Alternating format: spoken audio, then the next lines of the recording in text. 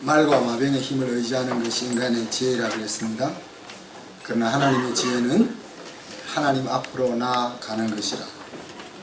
그래서 하나님을 이용하는 것이 아니라 하나님을 왕으로 섬기는 것이 하나님의 지혜다 그랬습니다. 그래서 우리가 우리 인생의 방향을 멋있고 아름답게 사는 것은 내가 정하는 거다.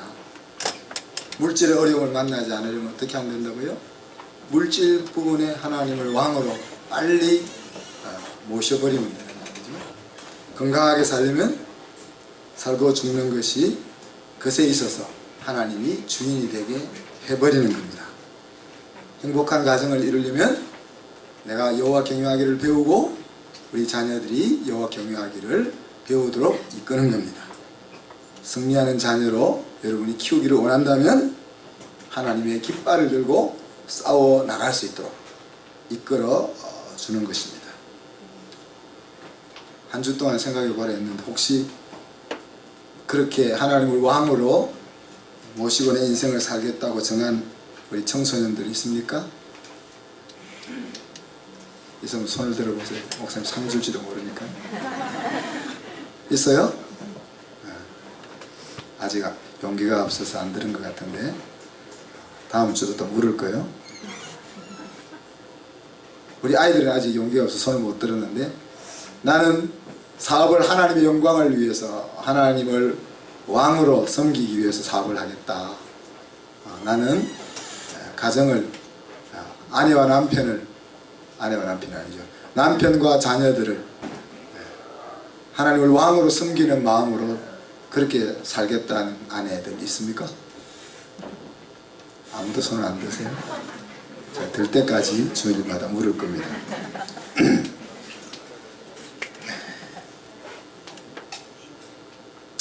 오늘 질문을 하나 하면서 제가 말씀을 시작합니다. 그런 자세로 공부를 하려고 하면은 할 것 같으면은 대학을 가지 마라. 이런 말을 자녀에게 할 수 있는 부모가 있습니까? 혹시 손 한번 들어보세요. 천리사님 못할 것 같은데? 잘 모르고 손을 드는 것 같은데? 질문의 뜻이 뭔지 잘 모르고 손을 드는 것 같은데? 최명호 집사님 할 수 있을 것 같은 느낌이 살짝 오는데 할 수 있습니까? 아직 그까지 못 갔어요? 당해봐야. 학생들, 우리 청소년들하고 학생들은 이런 말을 들으면 마음이 어떨까요? 자, 누가 한번 이야기해볼까? 임지연, 지연이 아빠가 야, 지연이 너 그렇게 공부할 것 같으면 공립학교 가! 그런 말을 했다고 칩시다. 안 하시겠지만은 혹시 했는지도 모르죠. 그런 마음을 딱 들으면 지연이 마음은 어떨까 한번 알려줘요. 목사님 좀 알고 싶어요. 다른 엄마 아빠도 좀 알아야 되니까.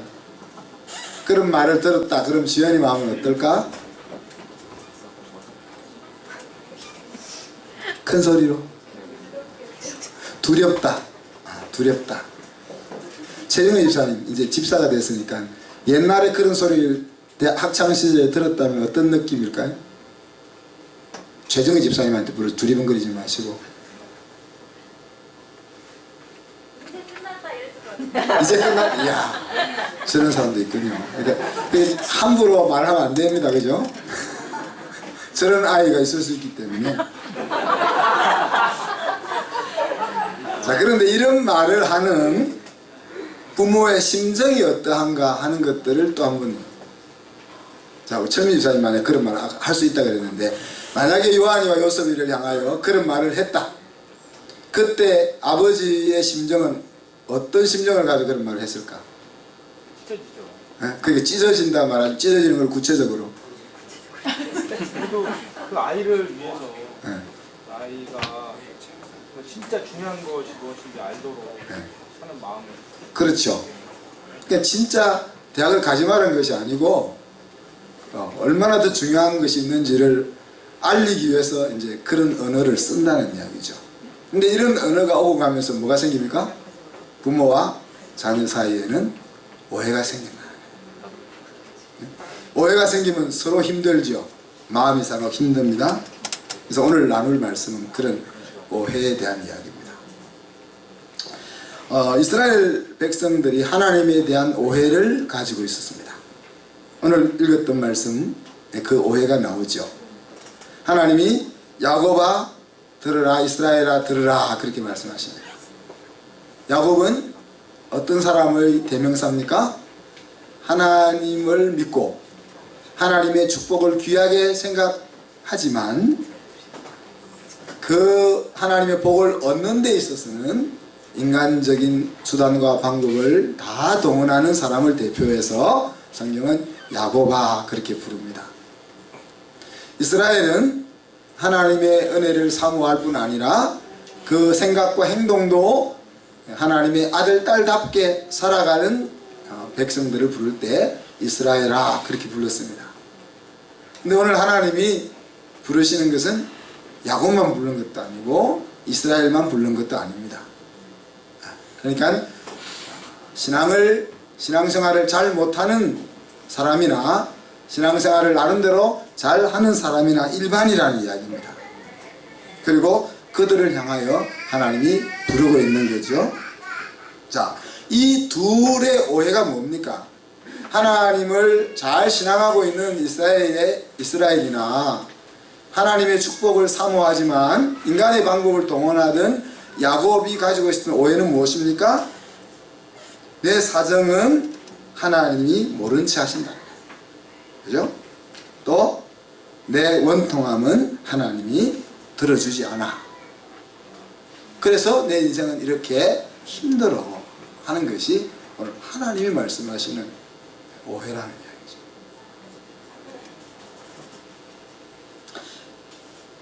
여러분 집안마다 꼭 이런 사람이 하나씩 있는데 하는 일마다 망할 것만 하면서 가족들이 도와주지 않는다고 섭섭해하는 친척들이 있죠?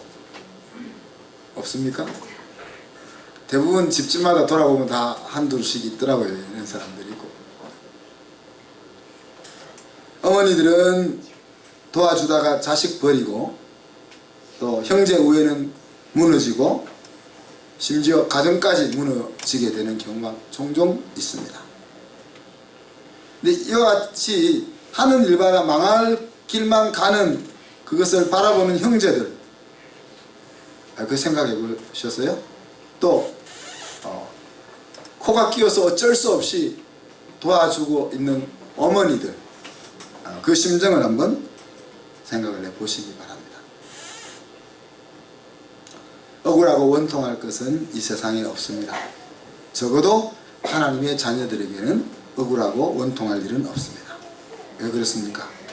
하나님은 나를 아시고 또 나를 돌보시고 지키시는 분이고 또 내가 힘들 때는 피할 길을 마련해서 피하게 하시는 하나님이시고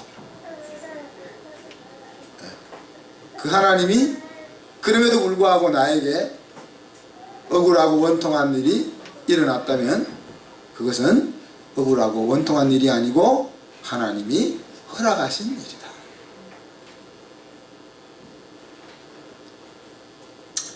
39장까지는 기억하기 좋게 구약 성경이 39권 아닙니까? 그래서 이스라엘과 열방을 향한 심판의 경고, 심판과 경고가 반복되었습니다. 물론 중간중간에 회복에 대한 예언들이 있었지만 그 주 흐름은 백성들에 대한 심판과 경고로 일관되었습니다. 그러나 오늘 읽었던 40장부터 신약 성경의 권수인 27장, 66장까지는 회복의 메시지가 주를 이룬다 그랬습니다. 오늘 하나님께서 이사야를 향하여 너희는 나의 백성을 위로하라 그렇게 이야기하시죠. 여기서 너희는 누굴까요? 하나님의 말씀을 들을 수 있는 자들입니다. 그래서 남은 자라고도 할 수 있고 파수꾼이라고도 할 수 있는 거죠. 하나님이 하시는 말씀과 징조를 깨달아 알 수 있는 너희들은 뭐라는 거예요? 나의 백성을 위로하라. 왜? 내 백성들이 자기의 죄악으로 인해서 고통과 고생의 떡과 수고의 물을 마시고 있으니까. 그래서 그 위로의 내용은 이렇습니다. 이제 복역의 때가 끝났다. 그러니까 야단 맞을 일이 끝났다는 거죠. 그리고 너희의 죄 사함을 얻었다. 이것이 이제 고통받고 있는, 수고의 떡을 먹고 있는 백성들을 향하여 위로하라는 내용입니다. 또 이사야를 향하여 하나님은 너희는 예비하고 평탄케 하라 말씀하시죠. 무엇을 예비하라? 하나님의 영광을 모든 육체가 볼 것을 예비하라. 그래서 예수 그리스도가 구세주로 이 땅에 오셔서 우리가 겪고 있는 그 고통과 원통함을 다 풀어주시는 그날이 올 것을 너희들은 준비해라. 그렇게 이야기했습니다. 하나님을 잘 몰라서 오해하면서 곤고하게 살고 있는 백성들에게 오늘 하나님께서 그렇게 말씀하고 계십니다.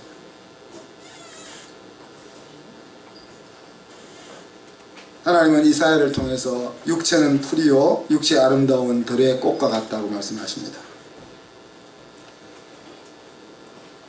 하나님의 기운이 훅 불면은 그 풀과 아름다운 꽃은 시들어 버린다 그랬습니다. 하나님의 말씀은 너희가 누구인지 하는 것을 분명히 알아라 그렇게 이야기하고 있습니다. 이 부분은 아담과 하와가 함께 걸려 넘어진 부분이기도 합니다.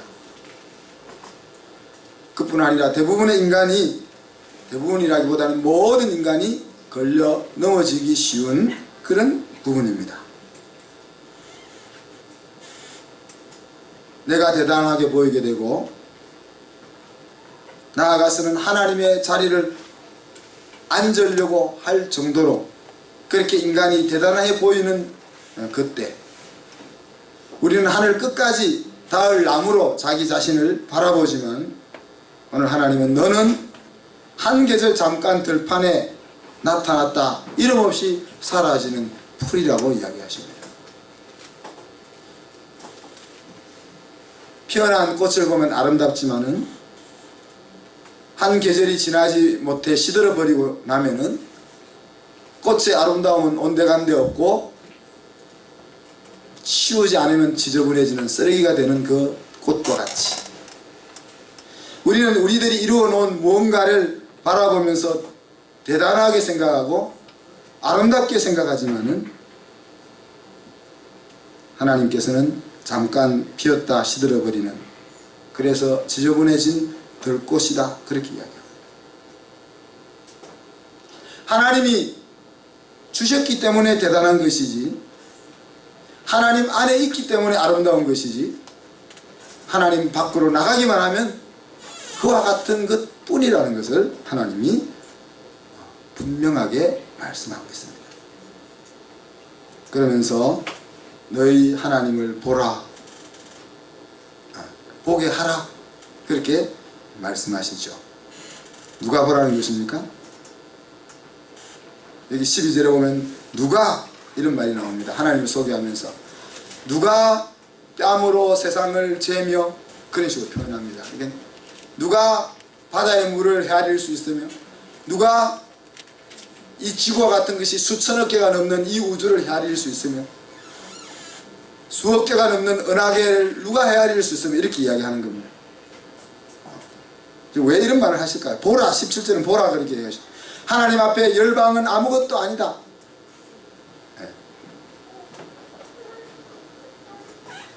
바다의 모래같이 모여들 수많은 열방의 민족들을 바라보면서 대단해 보일 것 같지만 그것은 아무것도 아니다 그렇게 이야기하죠. 18절에 가서는 하나님을 누구와 비기겠느냐? 그것은 너희 장인들이 새겼고 너희들은 그곳에 은과 금을 부어 발란 형상에 지나지 않는 것이다. 그래서 너희들은 눈을 높이 들어서 누가 이 세상을 만들고 다스리고 있는지를 보라. 그렇게 이제 알리라고 이야기하고 있습니다. 하나님을 보지 못하니까 쓸데없는 생각과 고민과 교만으로 치닫는 것이다.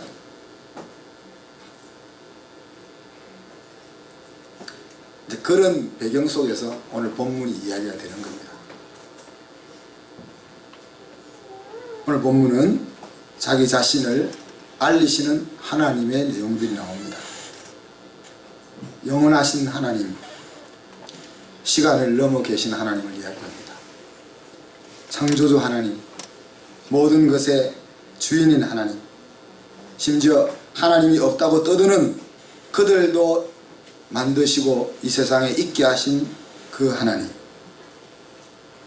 그 하나님은 피곤치 않고 곤비치 않으시다 그랬습니다. 곤비하다는 말은 아무것도 할 기력이 없을 만큼 지쳐서 몹시 고단한 모습을 이야기합니다. 어젯밤에 제가 얼마나 곤비했는지 모릅니다. 한 이틀 동안 요즘 좀 안 하다가 일을 좀 했더니만 온몸이 쑤시고 곤비했습니다. 곤비하면 생각나는 것이 주님 곁에 빨리 가고 싶은 거죠. 근데 또 아침에 일어나니까 또 살만하니까 조금 더 있다가 가고 싶은 거예요. 이 말을 왜 하실까? 오늘 이스라엘 백성들의 오해와 연결시켜 보십시오. 하나님은 내 생각을, 나를 생각하지 않고 내 답답하고 억울한 것 해결해 주지 않으셔, 이렇게 생각하고 있는데, 오늘 하나님이 나는 피곤치 않고 곤비지 않다. 야, 너 생각에는 내가 너무 힘이 없어, 도울 힘이 없어, 너를 외면하고 있는 것 같지? 아니야. 그렇게 이야기합니다. 명철에 한계가 없다, 그렇게 자기를 소개합니다. 그 말은 내가 너의 고통스러운 것, 너 원통한 것 몰라서 그냥 두고 있는 것 아니라는 이야기입니다. 피곤한 자에게 능력을 주시는 하나님, 무능한 자에게 힘을 더하시는 하나님. 영어 성경으로 좀 봐야 됩니다. 한국어 성경은 약간 이해가 안 되는데, 여기서 피곤한 자라는 말은 무슨 말인가 하면은 시들어버린 자, the weary, 그러니까 힘이 있었는데 그 힘을 사용해 가지고 이제 더 사용할 힘이 없이 지쳐 있는 사람을 이야기합니다. 그런 사람에게, 그러니까 몸이나 마음이 지쳐서 고달픈 사람을 이야기합니다. 그 사람에게 이 능력을 주신다는데, 여기서는 원어성의 능력이 아니고 strength, 힘을 주신다는 거예요. 그러니까 내가 힘을 가지고 있었는데 그 힘을 다 써버려 가지고 시들어서 마음과 육체가 힘들어져 있는 그들에게 다시 그 힘이 어떻게 돼? 그거 가지고 있던 힘을 다시 이렇게 세워준다는 거예요. 또 여기서 무능한 자라는 말은 능력이 적은 자를 이야기합니다. 능력이 적은 자. 능력이 적은 자에게는 힘을 더하시는 하나님, 그렇게 표현했는데 여기서 increase the power, 여기서 이제 힘이 아니라 능력으로 표현해야 맞는 거예요.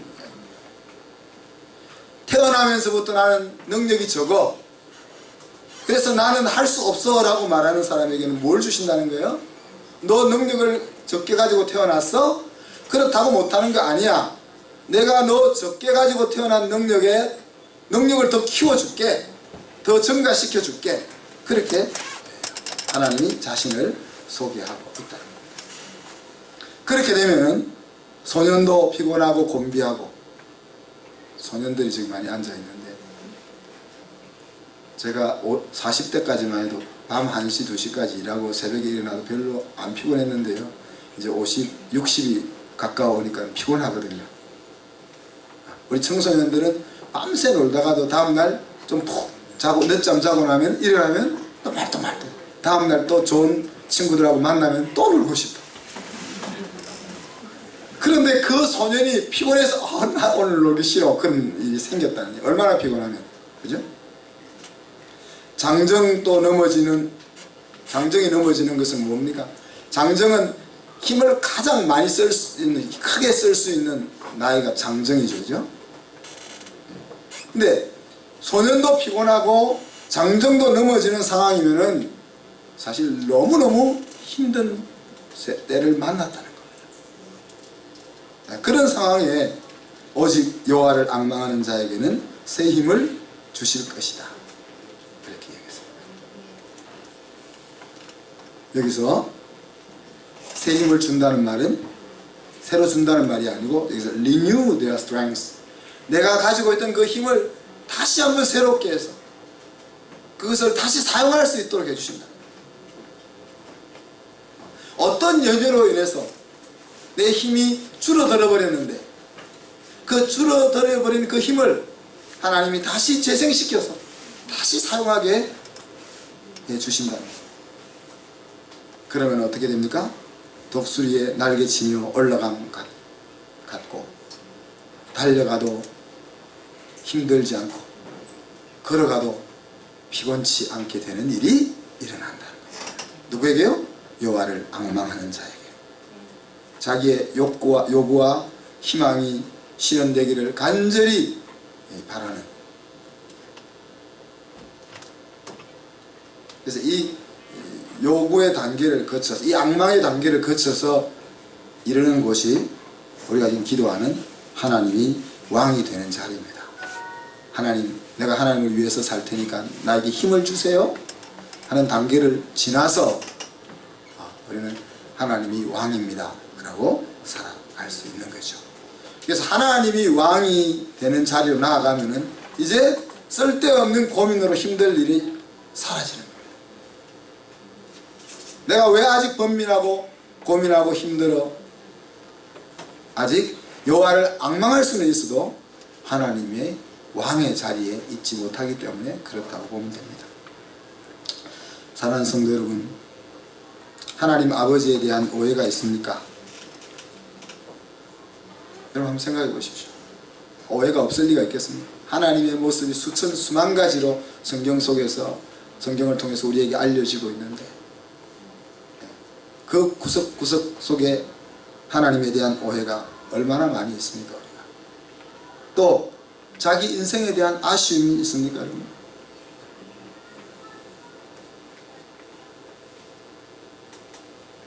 그것들을 가슴속으로 묵상해 보십시오.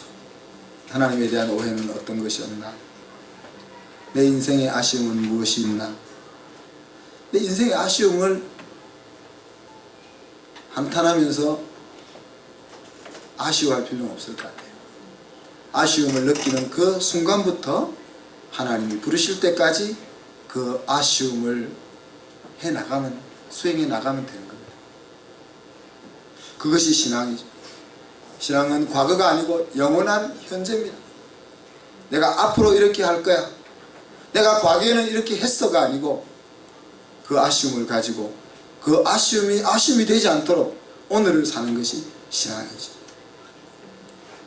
그리하여 하나님을 앙망하는 성도에게 약속하신 삶을 우리가 같이 살아낼 수 있기를 바랍니다. 힘이 빠진 자, 다시 하고 싶은 마음을 잃어버린 자, 절망은 죽음에 이르는 병이라고 이야기했는데 이것은 하나님께 가는 관문으로서의 죽음이 아니죠. 마음이 지쳐서, 몸이 힘들어서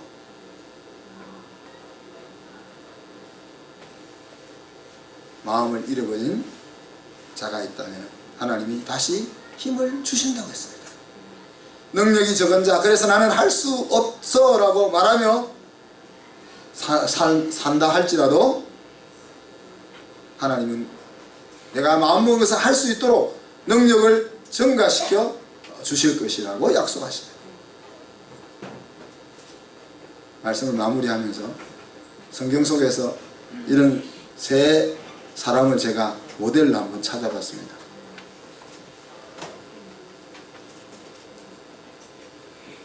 노년이 되어도 힘이 빠지지 않고 살아가는 사람의 대표는 누굽니까?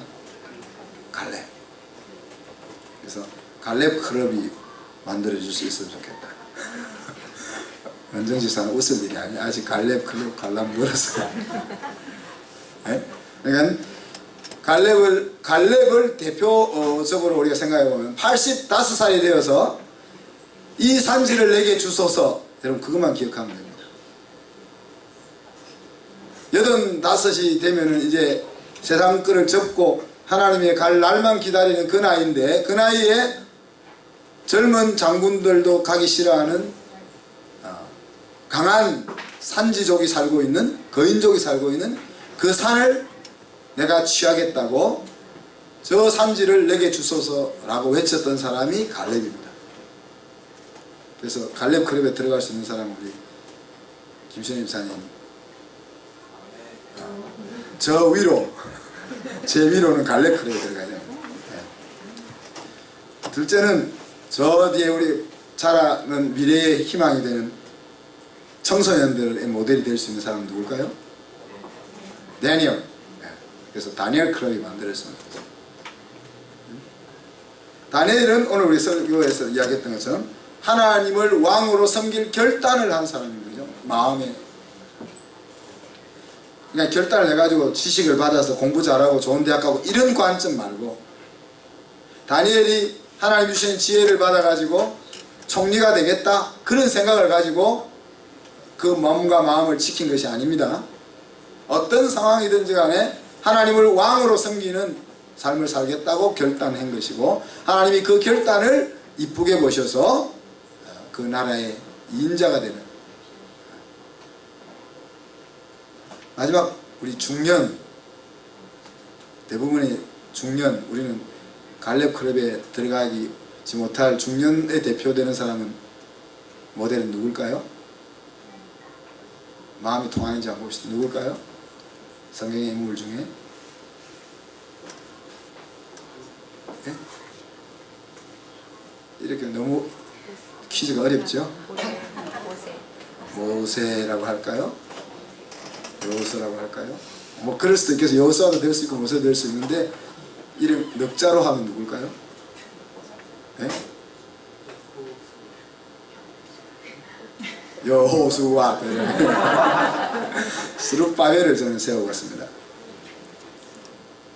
제가 지금 이제 그 모델로 정하는 사람들은 그 사람이 뭘 했느냐에 초점을 맞추기보다도 어떤 정신으로 살았느냐에 초점을 맞춘 겁니다. 스룹바벨은 무너진 성벽을 막아 쓰겠다는 생각을 가진 사람이잖아요.